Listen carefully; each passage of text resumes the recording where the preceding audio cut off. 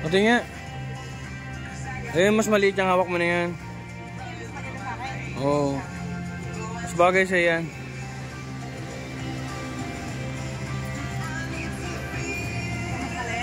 Oo. Oh, maganda ka pa rin naman eh.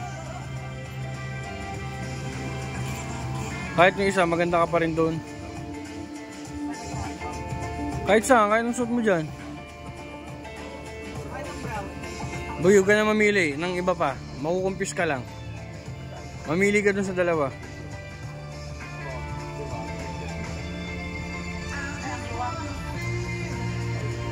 $40 minutes na tayo dito, wala ka pa napipili.